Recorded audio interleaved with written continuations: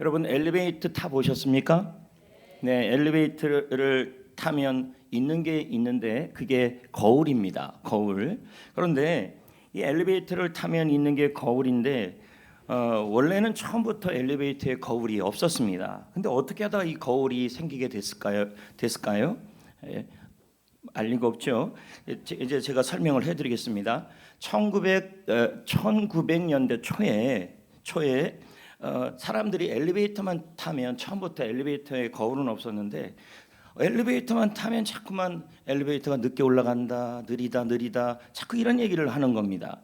그래서 지금 현재 엘리베이터는 오티스에서 하고 있는데요. 이 오티스 여성 관리자가 거울을 한번 달아보자 해서 거울을 달았어요. 달았더니 그 다음부터는 사람들이 뭐냐면 빨리 올라간다는 겁니다. 알고 봤더니 엘리베이터를 타서 자꾸 자기 얼굴을 보는 겁니다. 얼굴에 뭐 잘 됐나, 아니면 얼굴에 뭐 이쁜가, 또 못생겼는가. 그러니까 거울을 보다 보니까 올라가 있는 겁니다. 그러니까 시간 가는 줄 몰랐다는 것이죠. 그래서 여러분, 이 거울이 생기게 된 배경 중에 하나가 바로 사람들이 너무 엘리베이터만 타면 느리다 하니까 거울을 달고 나서는 느린 줄 몰랐다는 거, 모르게 올라갔다는 얘기입니다. 그런데 만약에 우리나라 사람들한테 한번 생각해봤어요? 거울도 안 달고 엘리베이터를 뜨면 우리나라 사람들은 엘리베이터를 폭파시킬 겁니다. 너무 늦게 올라가니까.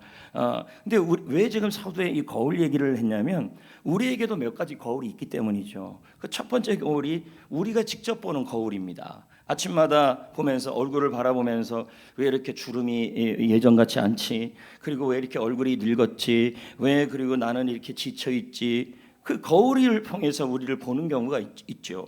또 한 가지는 뭐냐면 세상이 나를 보는 거울이 있어요. 그러니까 우리가 세상이 우리를 향해서 하는 말들이죠. 뭐라 그러냐면 너는 부족해, 너는 실패했어, 너는 머리가 안 좋아, 너 인생은 망했어. 사람들이 하는 말들이 있다는 얘기죠. 그래서 그 말들이 우리를 정의를 내리는 겁니다. 그 사람들의 말이 학교 선생님이 또는 부모님이 또는 주위에 있는 사람들이, 옆에 있는 사람들이 여러분을 향해서 하는 그 말들이 또 우리의 거울이 되기도 합니다. 근데 그런 거울로 인해서 우리가 듣는 세상 사람들이 하는 말로 인해서 우리가 정의를 내리기 시작하면 우리는 어떤 마음이 들기 시작하냐면 열등감이 생기기 시작하는 것이죠. 열등감이. 자, 여기 보면요. SNS 합니까? 자, 안 하는 게 자랑은 아닙니다. 그러면 여러분 SNS에 사진을 올려본 적이 있습니까? 자, 사진을 올렸는데 사실 사진을 올리고 나서 그 사진에 대해서 누군가가 좋아요 해주기를 바라요, 안 말아요?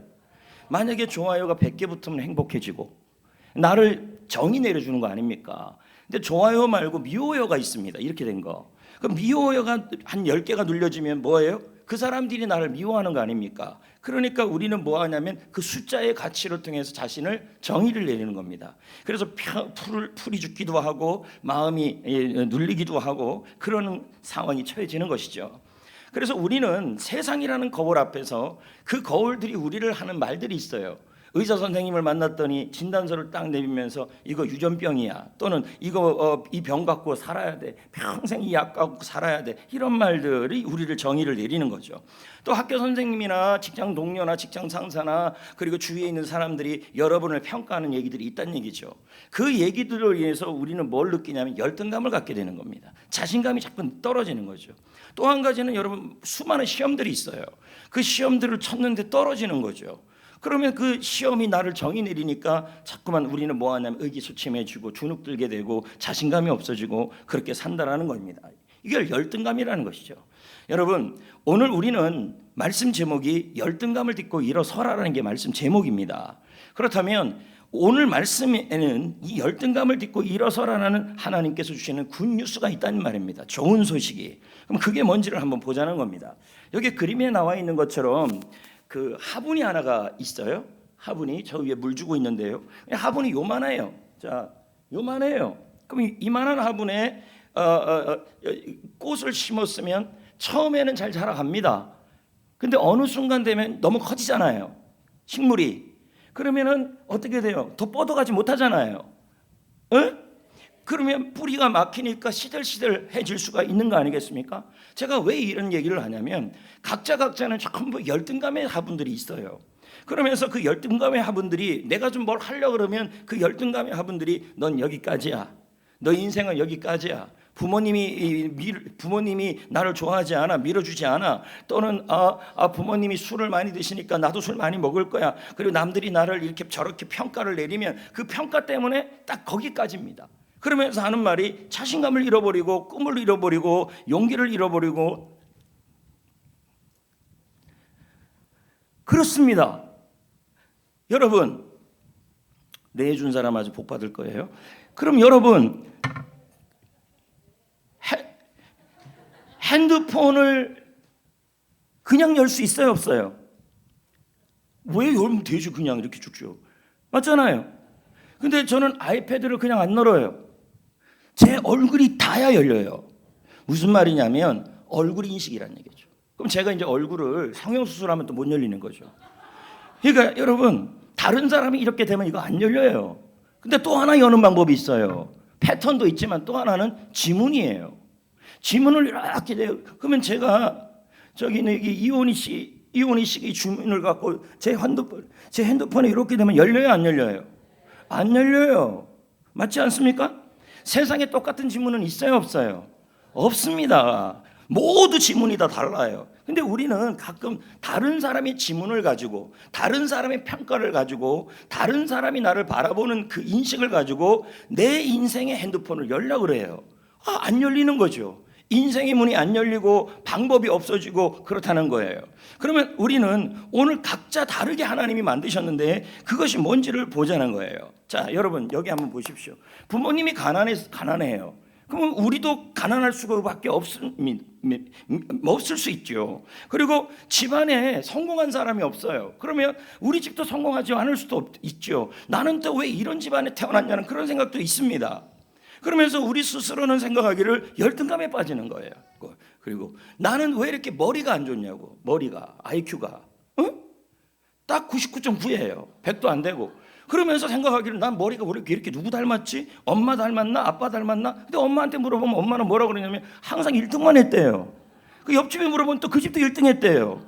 제가 물어보니까 다 반장이고 다 1등이에요. 이건 믿을 수가 없는 상황인데 엄마들은 그렇게 얘기하여 아빠들은 내가 얼마나 니네 엄마 닮았을 거야. 아빠들은 또 그렇게 얘기하고. 여러분 이런 상황에서 우리는 뭐 하냐면 열등감에 빠지기도 한다는 얘기죠.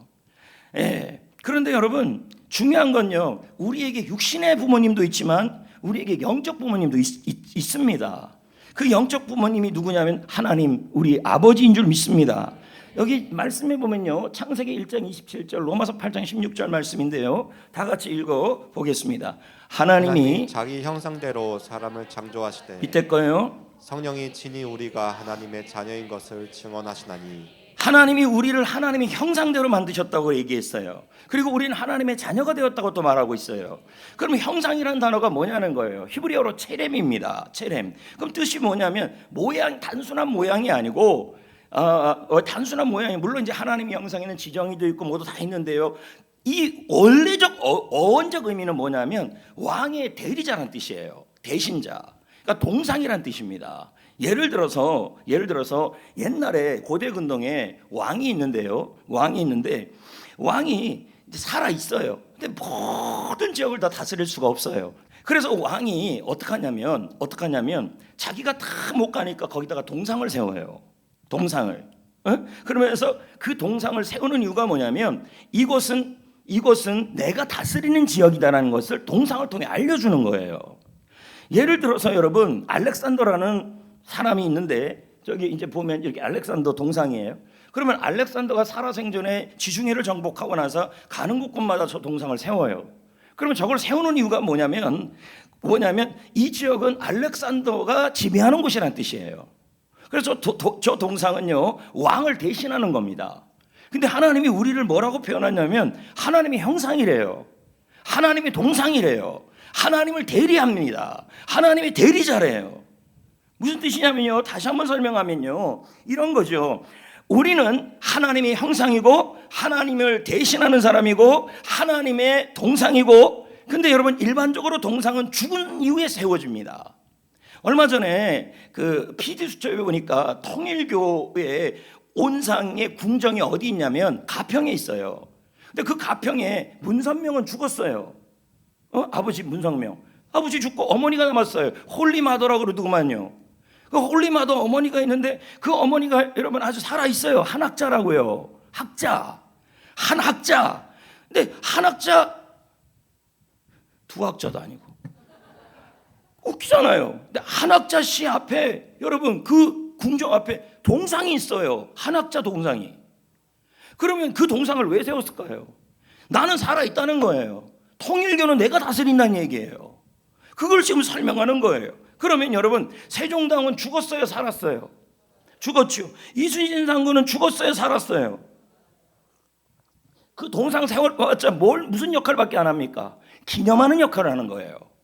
근데 살아있는 사람의 동상을 세우는 건 기념하는 정도가 아니에요. 그럼 뭐예요? 내가 이곳의 주인이란 뜻이고 다스리겠다는 뜻이에요. 그러면 하나님이 우리를 이 땅에 심으셨어요.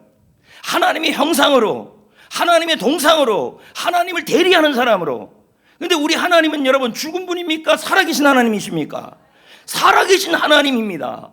살아계신 하나님의 대리자로, 살아계신 하나님의 동상으로, 살아계신 하나님의 자녀로 세우셨어요. 그래서 우리에게 뭐라 그럽니까? 생육하고 번성하고 충만하고 정복하고 다스리라. 하나님의 동상이기 때문에 우리는 주눅 들고 살지 말라는 거예요. 왜? 하나님이 죽지 않았다는 얘기예요. 담대하게 살라는 얘기예요. 이해가 되십니까? 여러분은 하나님의 대리자예요. 하나님의 동상이에요. 표현이 좀 그렇지만 성경에서는 또 뭐라 합니까? 너는 그리스도의 편지다, 이런 얘기도 나와요. 동상이라는 말은 뭐예요? 그냥 동상이 아니라 하나님을 대신한다는 얘기예요.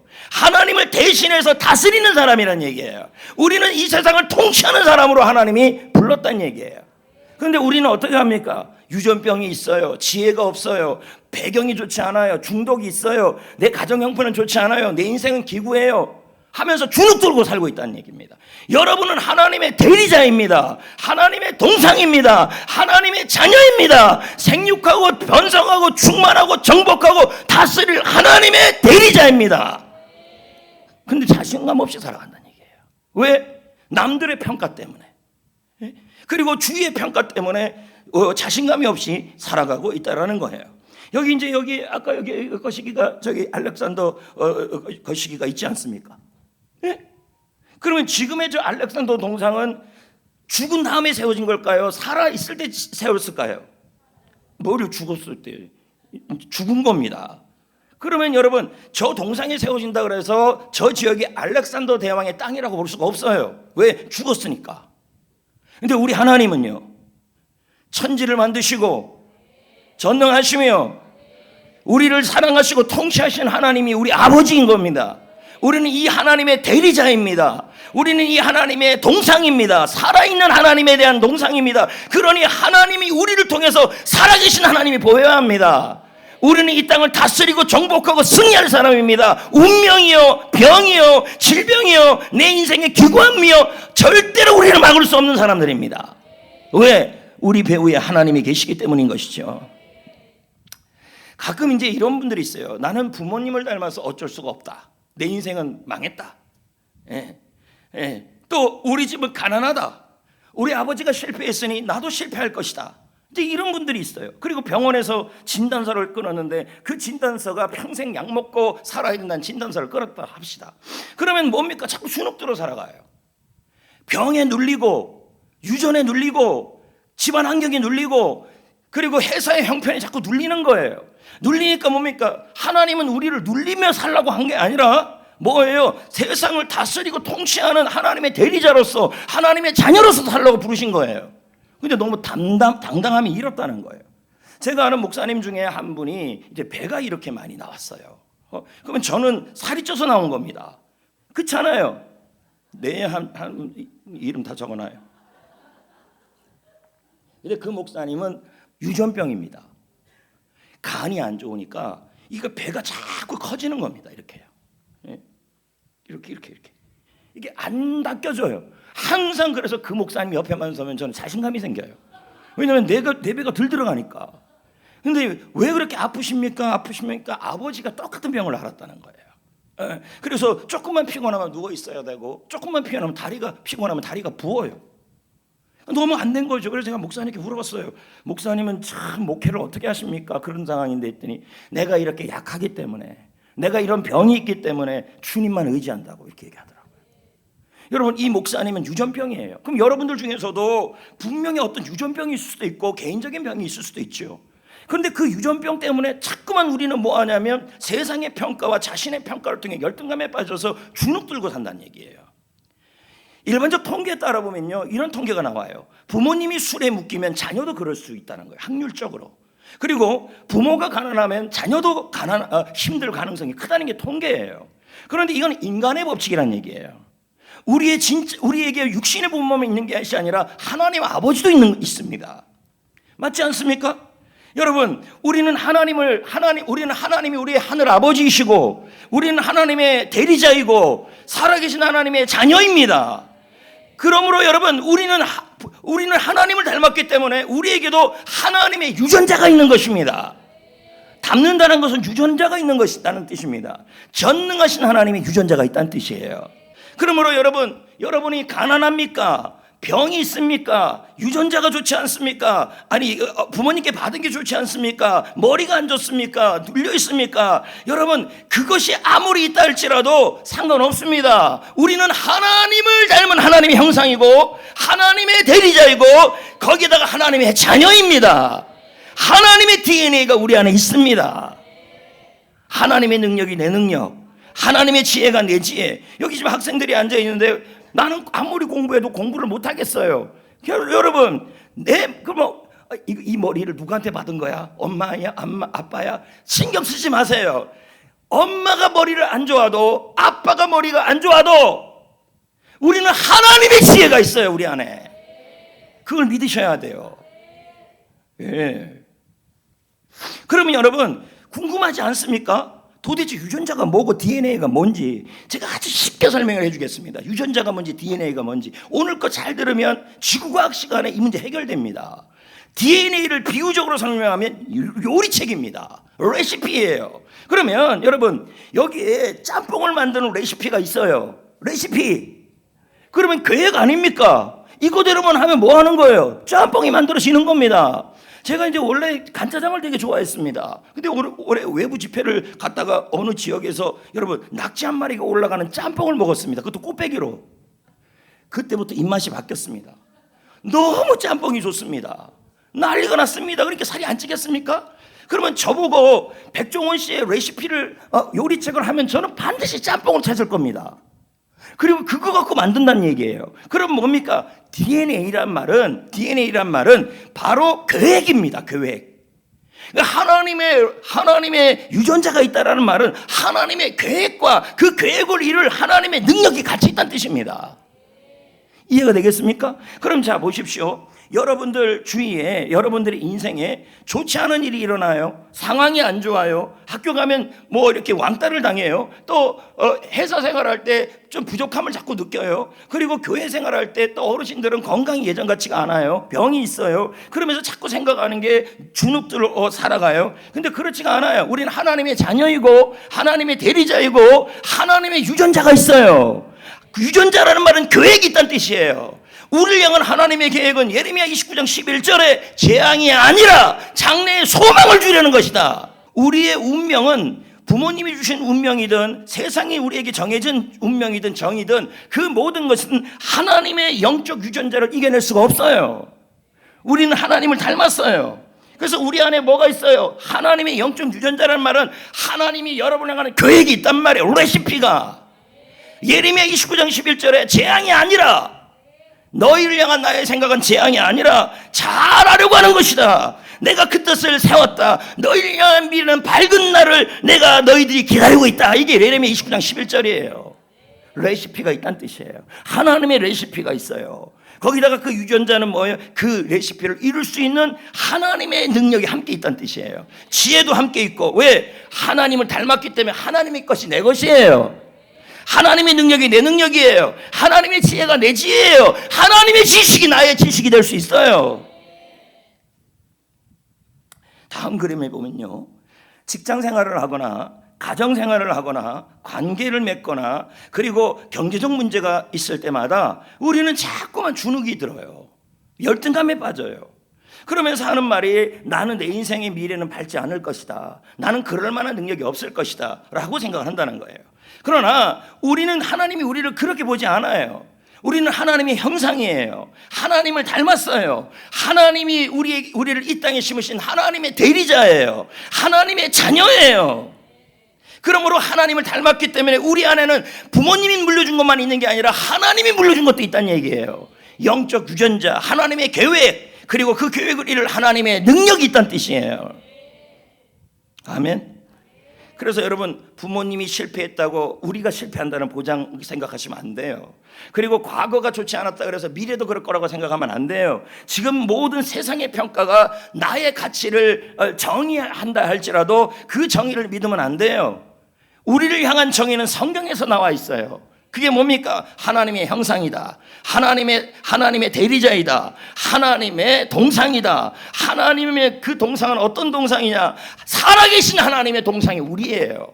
그래서 우리를 바라볼 때마다 주위에서 살아계신 하나님이 보여야 돼요. 루터가 그런 이야기가 있었잖아요. 루터가 이제 그 종교 개혁을 하다가 너무 로마 카톨릭으로 인해서 고생하고 어려움을 겪었어요. 그러니까 주눅 들어 있는 거죠. 이겨낼 수 없는 거죠, 자기 힘으로. 그런데 이제 옆에 있던 폼보라는 부인이에요. 폼보라가 갑자기 상복을 입고 왔어요. 그러면서 아니 여보 왜 상복을 입고 있어요? 그랬더니 폼보라가 말하기를 당신을 보니까 하나님이 죽은 것 같다고. 고난 앞에서 주눅 들어 있는 걸 보면서 우리 하나님은 죽은 것 같다고 이렇게 얘기를 해요. 그래서 루터가 정신 차렸다는 얘기예요. 여러분, 하나님은 살아계신 분이십니다. 그러므로 여러분, 세상 사람들이 여러분을 바라보면서 뭐 해야 돼요? 살아계신 하나님을 경험하셔야 돼요. 예를 들어 이런 거죠. 내가 몸에 큰 병이 하나가 있어요. 근데 그 병이 있는데 주눅 들어 있는 모습 보면 누가 여러분을 보면서 하나님을 믿겠습니까? 주눅 드는 게 아니라 뭐예요? 내가 병이 있다 할지라도 나는 하나님의 형상을, 나는 하나님의 대리자이다. 나는 살아계신 하나님이 내 뒤에 있다. 나는 그러므로 하나님의 자녀이다. 하나님의 유전자가 있다. 나의 미래는 밝다. 하나님이 나를 위해서 하나님의 능력으로 내가 하나님의 능력을 가질 수 있다. 암이 있는데도 얼굴은 자신감이 있는 거죠. 이게 바로 하나님의 형상이에요. 베드로후서 1장 4절 말씀을 볼까요? 어떻게 되어 있는지. 하나님의 성품에 우리가 누구의 성품에 참여할 수 있게 됐어요? 하나님의 성품에 참여할 수 있게 됐어요. 이거를 쉬운 성경에서는 하나님을 닮는 모습으로 함께 교제하게 하셨다 이렇게 나와요. 결국 여러 의미도 있겠지만 우리는 하나님을 닮는 일에 참여하게 됐다 이 뜻이에요. 하나님을 닮는 게 뭘까요? 뭐 여러 의미도 있겠죠. 주님을 닮아가는 훈련도 있을 수 있고 다 할 수도 있지만 궁극적으로 본다면 뭐를 의미하는 거냐면 하나님을 닮았다는 얘기예요. 하나님이 닮았기 때문에 하나님의 것을 내가 참여했다는 뜻이에요. 여러분, 열등감에 빠질 이유가 하나도 없어요. 주눅 들 거 하나도 없어요. 병이 있든지 고생이 있든지 일이 뜻대로 안 되든지 학교에서 뒤에서 1등이든지 아무 문제가 없어요. 여러분, 중요한 것은 뭐냐면 나는 하나님의 형상이고 하나님의 대리자이고 하나님의 동상이고 하나님의 편지이고 하나님의 자녀입니다. 하나님을 닮았습니다. 그러니 하나님의 유전자가 있는 겁니다. 하나님의 것이 내 것입니다. 왜? 하나님을 닮았기 때문이에요. 나는 능력이 없어도 하나님의 능력이 있는 거죠, 내 안에. 나는 지혜가 없어도 하나님의 지혜가 있는 거죠. 그 사실을 믿고 담대하게 살아야 합니다.